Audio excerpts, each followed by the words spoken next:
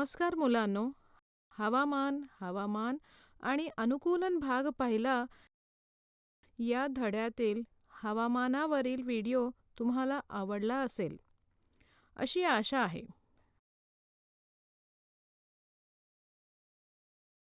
आता या व्हिडिओमध्ये तुम्ही हवामान घटकांबद्दल अधिक जाणून घ्याल. विशेषतः तापमानांवर लक्ष केंद्रित कराल. या व्हिडिओमध्ये आपण पुढील गोष्टी शिकणार आहोत.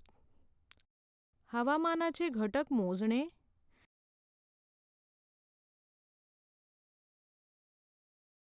ठिकाणाचे तापमान मोजणे,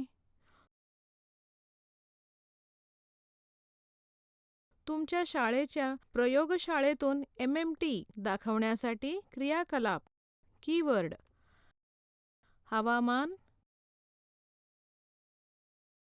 घटक, आर्द्रता, थर्मोमीटर,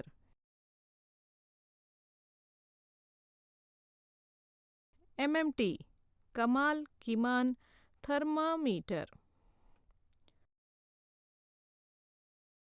संकल्पना नकाशा.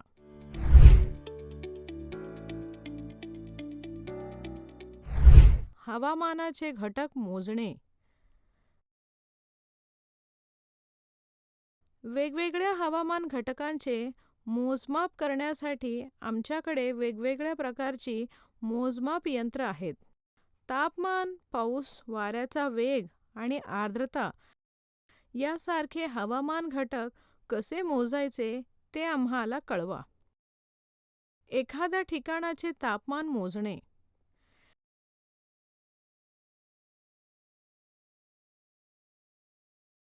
एखाद्या ठिकाणाचे हवामान दररोज बदलू शकते. म्हणूनच आपण अनेकदा म्हणतो की आजचे हवामान खूप दमट आहे किंवा खूप गरम आहे वगैरे. साधारणपणे उन्हाळ्यात सकाळी आणि संध्याकाळी आल्हाददायक असतो, परंतु दुपारी आपल्याला उष्ण वाटते. कारण दुपारी सूर्य वर असतो आणि सूर्यप्रकाशाची किरणे थेट पृथ्वीवर येतात, त्यामुळे आपल्याला उष्णता जाणवते.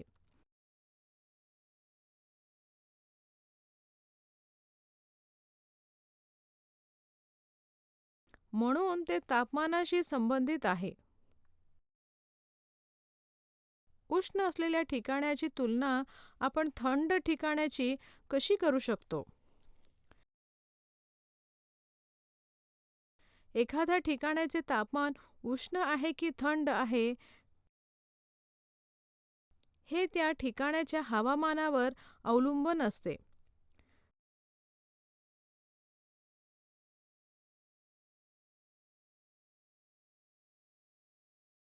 दिवसाचा सर्वात उष्ण भाग आपण कसा ठरवतो? जसे दिवसाचे सर्वात उष्ण भाग सहसा दुपारनंतर काही तासांनी येतो, ते जेव्हा सूर्य आकाशात सर्वात वर असतो. या सर्व उत्तरांना समर्थन देण्यासाठी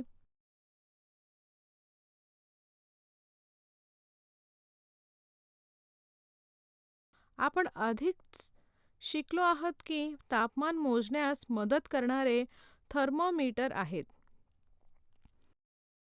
दिवसाचे सर्वाधिक आणि कमी तापमान मोजण्यासाठी एक विशेष थर्मोमीटर आहे. ही कृती अनुसरण करा. क्रियाकलाप. तुमच्या शाळेच्या प्रयोगशाळेतून कमाल किमान थर्मोमीटर MMT घ्या. आता एखाद्या ठिकाणाचे सर्वोच्च आणि सर्वात कमी तापमान असे दोन तापमान मोजण्यासाठी ते कसे वापरायचे ते पहा. या प्रक्रियेसाठी काही सेटअप आवश्यक आहे. यामध्ये एक दंडगोलाकार बल्ब A असतो, जो U आकाराच्या नळीद्वारे अल्कोहोल असलेल्या गोलाकार बल्ब B ला जोडलेले असतो. तापमान वाढल्यावर बल्ब ए मधील अल्कोहोल विस्तारते. यू ट्यूबमधला पारा बाजूच्या बल्ब बी वर जातो आणि निर्देशक 1 देखील वर जातो.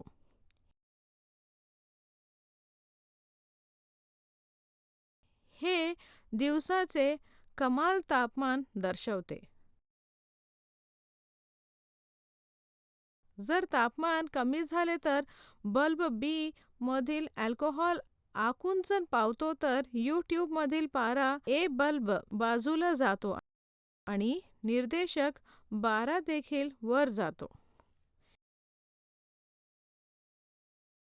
हे दिवसाचे किमान तापमान दर्शवते. सूचक 12 आणि 11 चे वाचन नोंदवल्यानंतर ते पुन्हा चुंबकाचा वापर करून त्यांच्या मूळ ठिकाणी आणले जातात.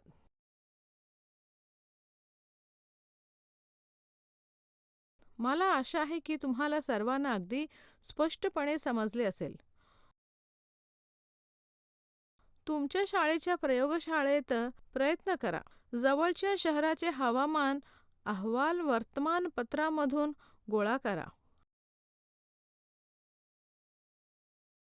आठवड्याभरातील तुमची निरीक्षणे सारणीबद्ध करा आणि त्याची तुलना करा. तुमच्या शाळेत तुम्ही गोळा केलेल्या आणि मोजलेल्या तापमानाबद्दलची तुमची निरीक्षणे टेबलमध्ये लिहा. कमाल तापमान कधी नोंदवले गेले?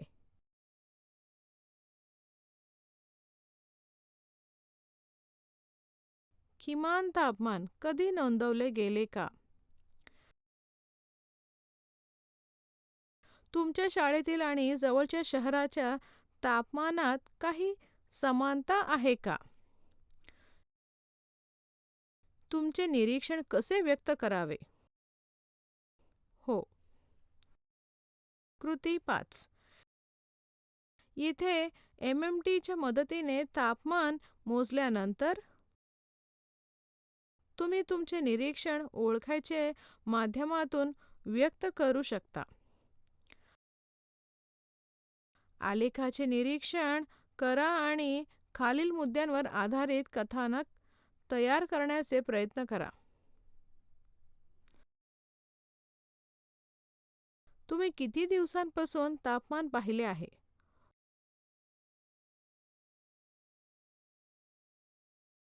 कोणत्या दिवशी सर्वाधिक तापमान नोंदवले गेले?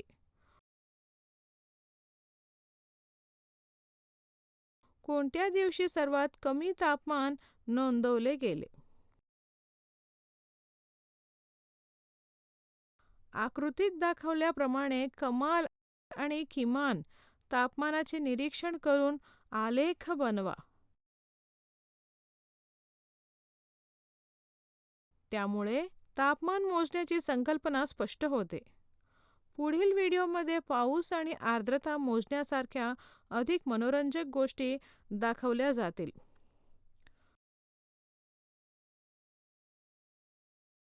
सर्व क्रियाकलाप पहा आणि आनंद घ्या.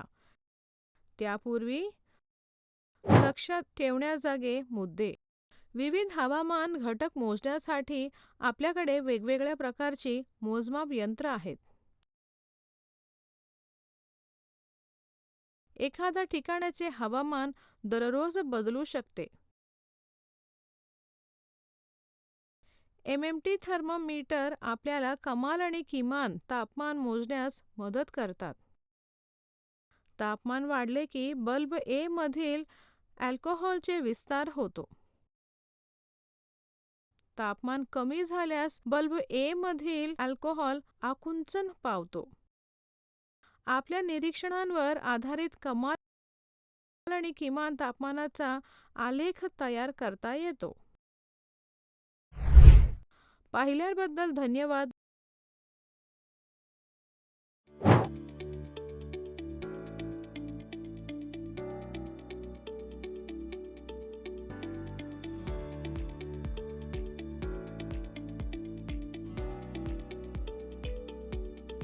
Hello children, I hope everyone is studying well and gaining knowledge of the content.